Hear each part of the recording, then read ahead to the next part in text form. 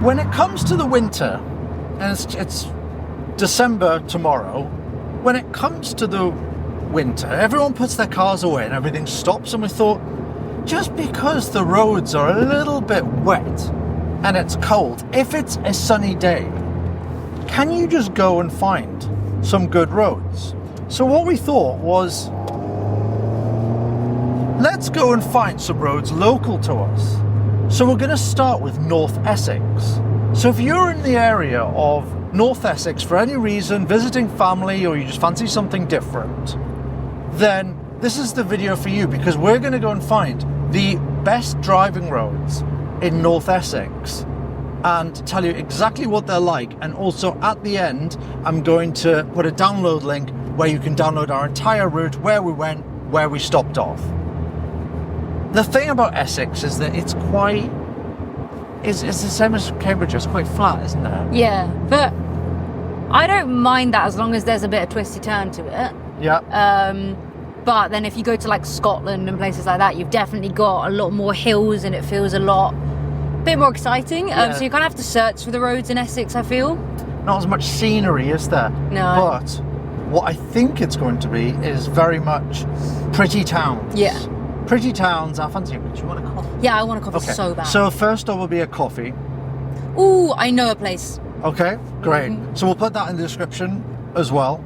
And yeah, what we're going to do today is just find those best roads, tell you what they're like, tell you if they're worth doing, and which cars are they best for, because we chose the Alpine. We had the option of just your BMW X5, the Jag. Boris a has Caterham, feelings. the Alpine and the Aston Martin V8 Vantage. It was hard to choose, I won't lie. Yeah. Like, it was, for me, it was between this and the Caterham. Yes. But the Caterham, you really have to kind of prepare yourself for. You do, yeah. Because you're going to be cold, your hair's going to blow everywhere, and you're going to be exhausted. It's a very intense driving experience, and I definitely want to do it at some point for a road trip, but like today I was not prepared. Yeah, same. It's cold, it's nearly December, and I don't know, I just wanted to be in like a heated car and feel a little bit more snuggly. Plus, we didn't know what the sound was going to be like. This is one of our first videos of doing this, so we thought, let's just play it safe. Yeah, all you would hear in the Caterham video is just pure wind. Yeah. But the Alpine, we see people in the owners' groups saying they're putting their Alpine away for winter. Like months. And I know you Alpine owners watch these videos, and I don't really know why you watch these videos, so because you own the car. So you could be driving the car, but you're watching me drive the car instead. But okay, views are views. And yeah, for me, the Alpine is the winter car. And if I was going on a long journey to get to the place, I'd probably choose the Aston because it's heavier. So on the motorway, it's just going to be less slippy and you can go at higher speeds. But the Alpine in the wet is perfectly fine. In fact, it's quite fun. Yeah, how I see the Aston is like, okay, you want to go on like a week-long trip somewhere because you want to be able to pack up the car. You might be sat on the motorway, you might be sat on the Eurotunnel, something like that. Yeah. Whereas this, you can bomb it to the beach and back, and like that you can do that all year round. And I don't get why people put them away for winter. It makes zero sense. I get it, like it's that middle ground car where it's not a Ferrari, it's not a McLaren. So for some people, this is their like pride and joy sports car. But it's also like cars are there to drive. Use it. Yeah, like mine got written off, and I was so annoyed I didn't put more miles on it. Like I think I ended up putting on around 15,000 miles. I wish I'd put like 30 on. And you don't want to ever be in that position, I tell you now. Like, just drive your bloody car. Yeah. Drive it and love it. Whoop, slipping and sliding. What tyres have you got on this? Michelin Pilot Sport 5s, so they're not as good as the 4S, apparently. Michelin tyres are incredibly hard to understand what's good and what's not. So the best of the best is the Michelin Pilot Sport 4S for everyday use. Then you've got the Cup 2s. That is quite easy. You've got race track Cup 2s and you've got 4Ss. But then you've got the Michelin Pilot Sport 5s, but they are cheaper than the 4S. And then the 4S is the one down. So Yeah, you sound like you're speaking another language to me. yeah, so tyres are one of those things where when you're looking for tyres, I never know what to get, so I just go for Michelin's. And some people are like, oh, I swear. I base on other people's opinions as well. Yeah. I very much go on like the groups for the car and see what other people are putting on them. It's the only reason I took run flats off my X5, because everyone was like, it will be a completely different car. And I did, and they were right. They were so right. It drives so much better now. Have you ever been tempted to do like summer tyres and winter tyres on these? I am too broke for that. Yeah, that is like good level you're at. Rich when you can do that, because there's people like QuickFit will just store them for you. Do they? Yeah, they store them over That's the not summer bad, and winter. is it? So you kind of like rent storage. Yeah, space. yeah. It's a good idea. Yeah. It's times like that actually where the noise is a bit silly. I don't mind that. Do you not? No. See, I think that pop was like a little bit comical. So what Like, happened? it sounds like you played around with your exhaust. When you when you realise that a certain number of revs gives a certain number of pops, it just pisses me off. Right, just keep going forward, and then we'll park on the main road of the village. Got this one, and then if you go further down, there's a really, really cute shop that does coffee, and it's a little bit more bougie looking. Okay. Oh, there you go. Hey, yeah, good, thanks. You've got Bailey's Cruffin. So what would you rate your coffee out of 10? Like a 7. 7? That's high. Mine wasn't that good. Oh. It was about 4 or 5 out of 10. But, Oh, no. But I'm a massive... It's not average, but it's not amazing. So 7. Yeah? Yeah, I'm just I'm the opposite of a coffee snob. I just want Starbucks and Costa. Yeah, I know, right? Same.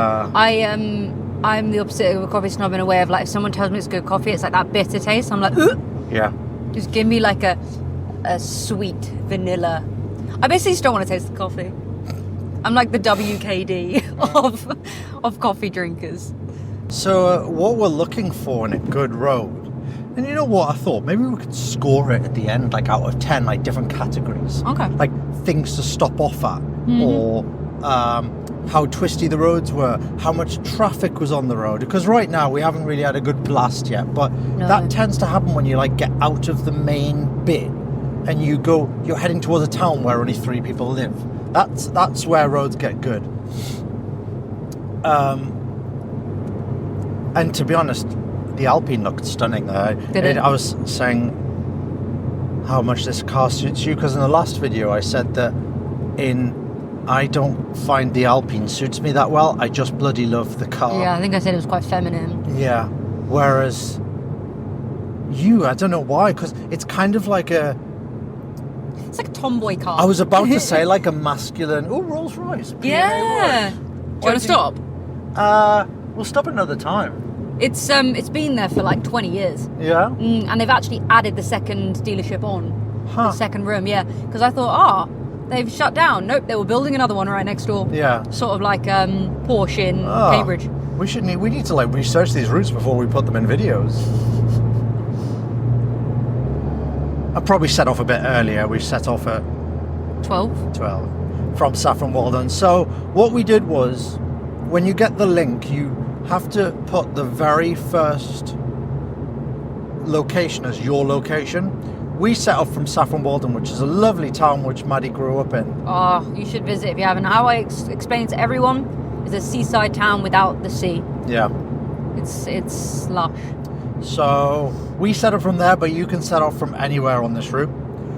Where we're going is to get some fish and chips, and if we make good time, we actually might see the sunset while eating the fish and chips. I don't know, what time does the sun go down now? They're 4. Yeah, 4:30. Yeah, maybe it's going to struggle, but we'll see. And this whole route is going to be around 2 hours. So you're going from the very west of Essex to the east, right to the east coast, to Harwich, which I think is where the ferries go. No idea. No. I'm guessing I'm going Dunmo, which is straight over. Yes, you are. Great Dunmo. This was my route. Indicate that this was my route to the ice rink every single day Really? 5-6 days a week for 8 years. So far on this trip, I've really thought, like, why do you need a supercar? I know, right? Imagine doing this in a McLaren. Yeah, you could not. Well, McLarens supposedly are very good on these bumpy roads. However, It's too wide. it's very wide. Only an Alpine really can, and the Caterham, or an MX-5 can really have fun on these roads. And these are the roads that are empty. You get stuck behind cars. There's too much traffic these days for you to actually take advantage of a twisty road like this. If this doesn't make you want to live in the UK, I don't know what does. So green. I'd say that this is the first part of the trip where I'm like, you can actually start to enjoy the car a bit more now. Yeah. Going from Saffron Walden to Thaxted to Great Dunmow, we were gonna get stuck behind a car no matter what we did. So now we're starting to get into the better roads now. However, as I said, you need a Porsche 911 or smaller for these roads. Yeah, I mean, I'm having to like emergency brake at points when there's like a van coming the other way. But it's fine because it's such a small car, you can just squeeze over. But anything bigger, I'd probably be a little bit scared to go fast. I mean, I'm not even going fast right now.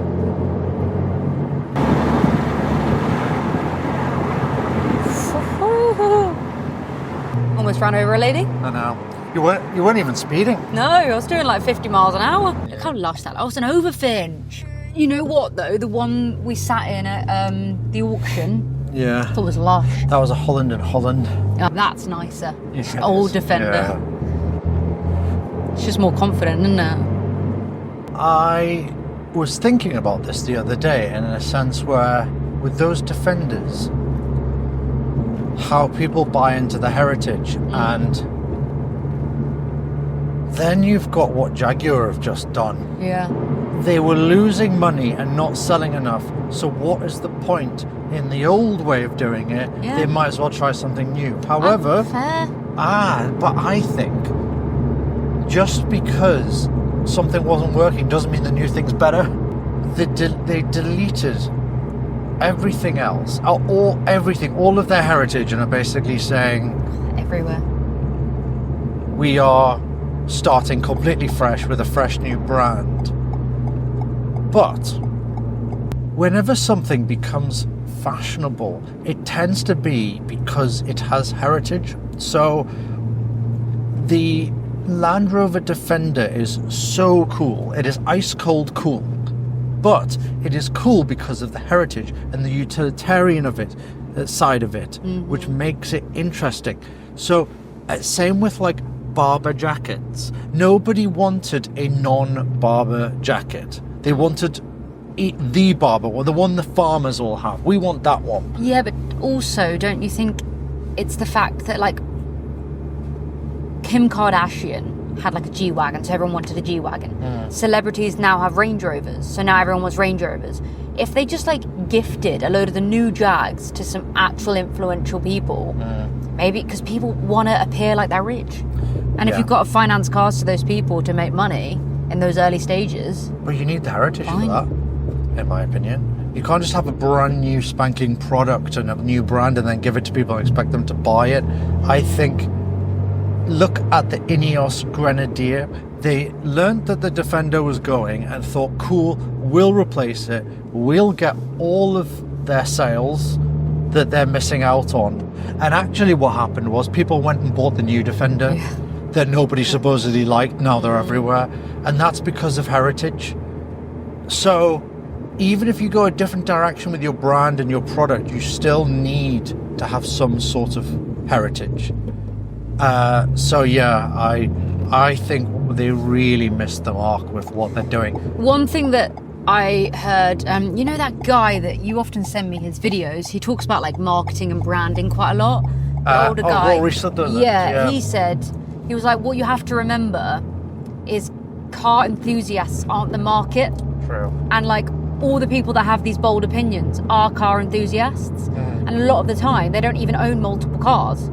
They just have an opinion on them. And I kind of get what he's saying. Like, is the average person really going to care or have even seen that advert?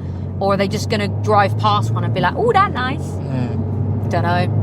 I guess we'll see. It'll be interesting to see what they come out with. I think it's they're launching the new car. They're like announcing it next week. Yeah, they are, aren't they? That'll be interesting. They left it quite a while, which fair play to them. They could have reacted and been like, we messed up. Sorry, guys. It's got to be good. Something I like to do. So right now we've got a car in front of us, and you know we're not really having much fun. What we do is we just find a spot to pull over, and what I do is I look at the map here, if you want to point the camera at the map, and you can see there are no real main roads going in. And I will look at my mirror constantly, waiting for the next car to come along, which is going to give you the biggest gap to catch up with that car, which allows you just to be a bit more spirited. So we're going to wait for a car to come along. As soon as I see that car in my mirror, we're just going to blast off. And it's weird because it kind of feels like it's illegal to just stop in the middle of the road, but you're not blocking any traffic or anything like that. You are just giving yourself a bit of a gap, so you're not just spending your whole journey behind a van. So we've been waiting for probably a good few minutes now, and that should give us a good gap now. And these roads look like they are perfect for the Alpine, because there aren't many cars on the market that would actually like lap up these roads.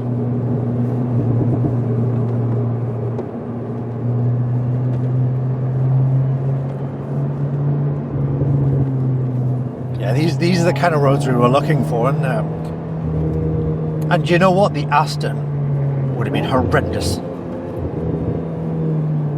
Actually, the Caterham would have been so dangerous because you can't see around corners. True, yeah.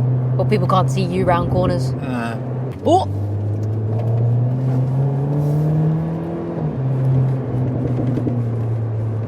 Bouncing all over the place.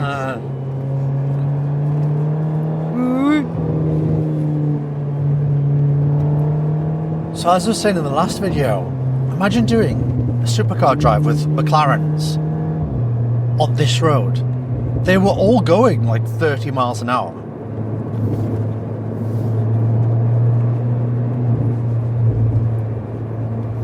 Because the width of the car didn't really allow them to take any kind of risk.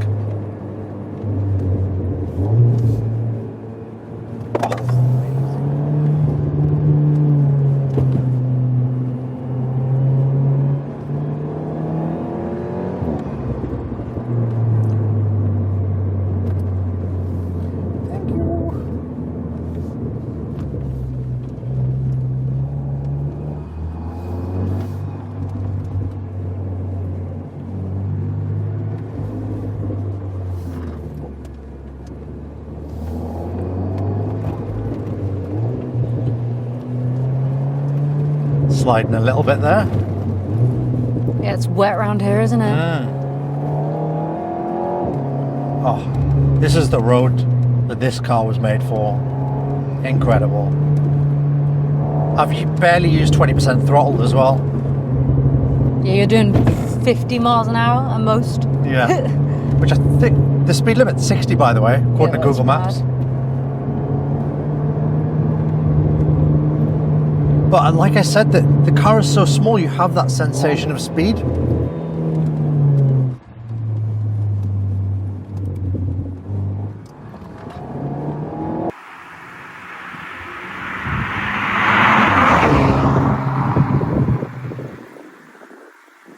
I was saying that this trip has actually made me fall like back in love with this car. Like I never felt out of love with it, but sometimes you're like, maybe I'll sell it for something else, you know, mix it up a little bit. But when you're doing these kind of roads, there's nothing else. Potatoes. Is that what they are? Yeah. That's incredible. I know. Think about all the crisps you could have. Got a picture of your car in front of some potatoes.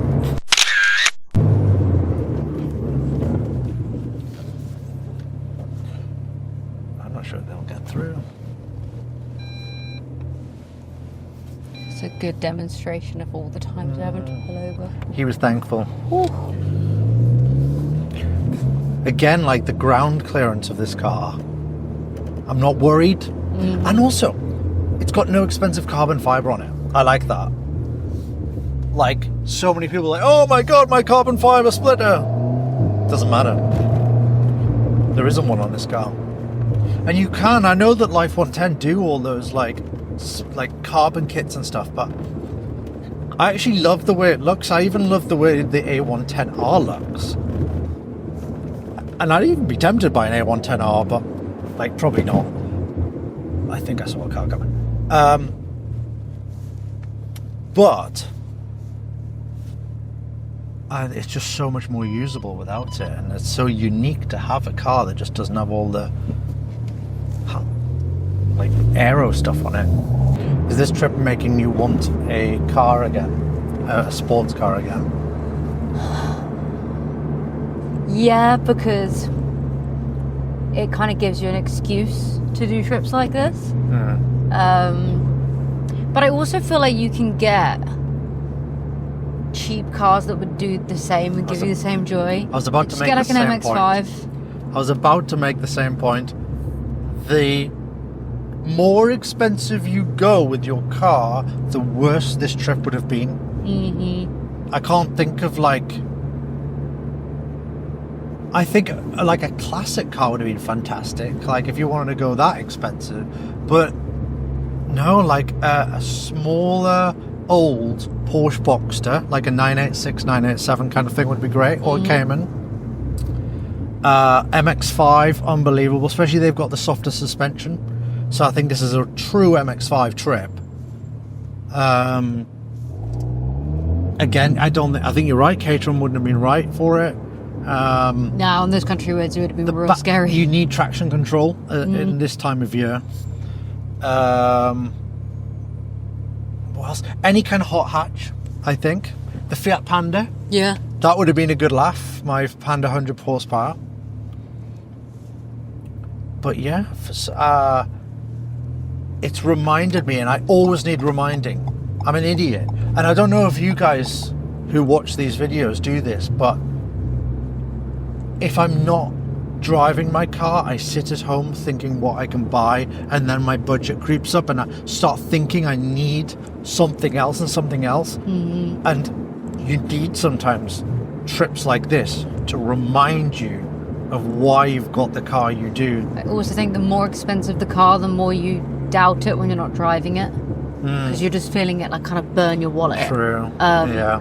So instead, if you have like multiple cheaper cars, you're never worrying about that, and you can swap and change them as much as you want. Whereas a more expensive car, they're obviously going to depreciate, or most of them do, and it's just kind of sat there a lot because people don't want to keep driving it to make it depreciate more.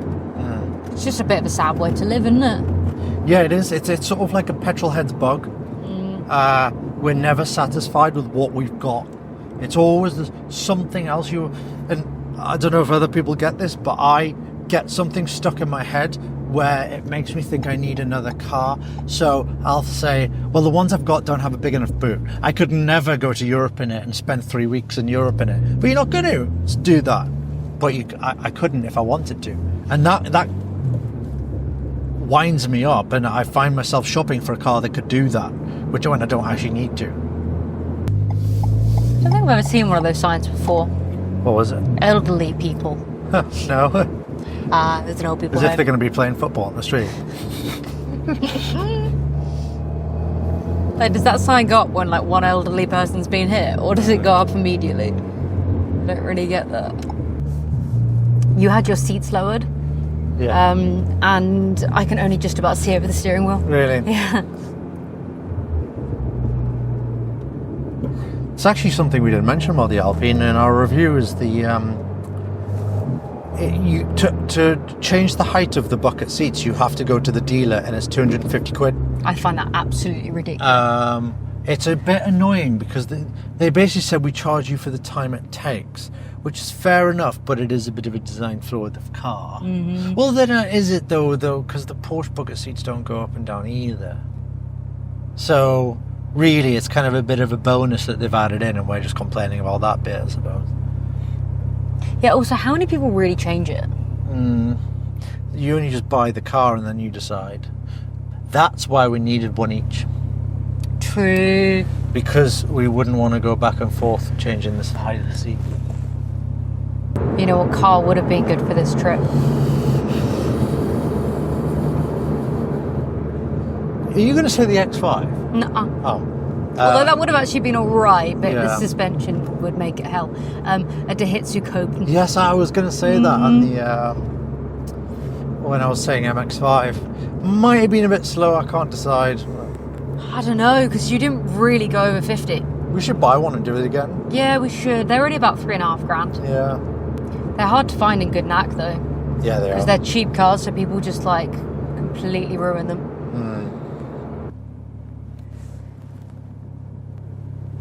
There's so many off licenses, isn't there? Yeah, there's something quite poetic about how bad it is. Like, I mean, it's very unapologetically itself. but also like you've been through all these beautiful towns in a car that you think's beautiful. It's giving me Blackpool vibes. Yeah. Been to Blackpool? Yeah. I won't lie. We should go to Blackpool. Yeah, well, dude. Oh, sausage dogs. It's an indoor water park in the UK. Oh, we might see a seal. Yeah. Okay, well, we could go there. Or just moored here, I think. Yachting beach. Can I go right? Not this one. Yeah, there's a big sign saying no. But you could do... Oh, it's no entry. A fish and chips. Looks dire. Pisces chippy. We're going to get 8. Oh, big ship. Let's go towards that. Because that means the sea's there. Yeah, sure. The fact I'm right next to the sea and I still haven't seen it is kind of mad.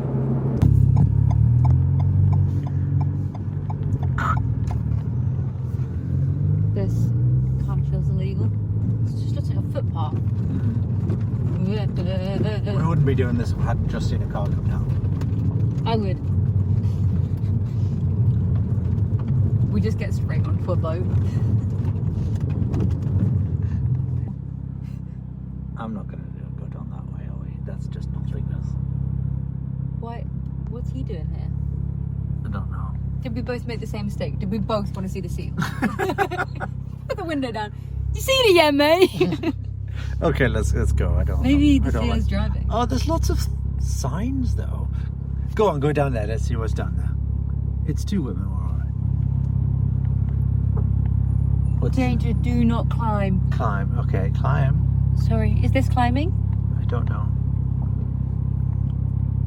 No, this is not climbing. There's loads of like... I'm going. I think they bottled it. Yeah. Oh, you see that massive thing? Yeah. I can't go over that. No. I think we're in like a museum. Yeah. We're in the lifeboat museum, aren't we? Yeah. I think we might be. This is scary. Yeah, I think we should turn around. You could probably go over that, but see if you can get the wheel. Yeah.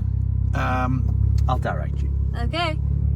If I scrape it though, you can't be angry. It's on camera. Yeah, but you can't be angry. Yeah, okay. Okay, I can't see to my left because your arm's there. Am I going to hit the wall? I'd just go forward anyway. And I want you to get the right wheel. Yeah. Up it. No, to the right of it slightly. I can't see it, so. Okay. I'd go left a bit. And straight.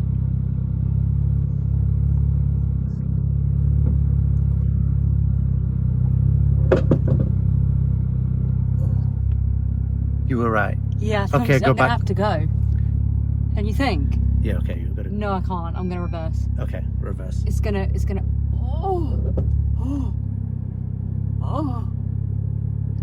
Well then, Let me get out and have a... You're alright. Yeah, we just followed the sat nav to there. Huh? We just followed the sat nav to there, but I think we put the wrong place in. Wait, what are you trying to find? Just literally somewhere to park for the coast. Oh, yeah, you lit a dead end in here. Yeah, Okay, alright, no go. worries. Yeah. So we made it to the coast. yeah, and it cold. I would say that after looking around Harwich, probably pick a better final destination, really. Yeah, this place is shit. But, yeah. It's cool to see the boats and everything, but Is it? no. No. I'm just trying to make light of... I know, I just called the place shit and a local just walked past it. So yeah, I think the final destination should be, I think, Maidingtree, which is just sort of 10 minutes back the way we came. But apart from that, it was A good. fun journey. The Alpine was excellent on the entire journey, apart from the off-roading bit. Yeah, could have done a bit higher. So after all of that, the final destination we chose wasn't probably the best final destination. We got out the car, had a look.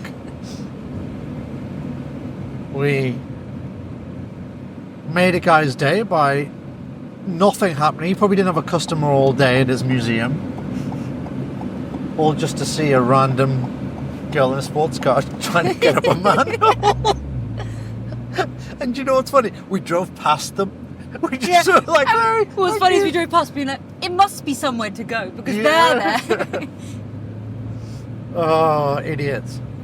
So, yeah, we're going to get some food on the way home instead. Props Nando's. And, ooh, Yeah. yes, a Nando's. If in doubt, get a Nando's. And then... Oh, this is actually quite nice. Oh, I love this car on roundabouts. So yeah, we've decided we're going to take the quick route home, which was always the plan, and grab a Nando's on the way home, and that's it. So thanks very much for watching. I hope it's been a useful video for you. If it has, drop it a like. Comment, let us know some feedback on this style of video. Did you enjoy it? Any tips on places we should go next, or places we perhaps we've missed? And yeah, I've linked the route in the description if you wanted that. And see you in the next video.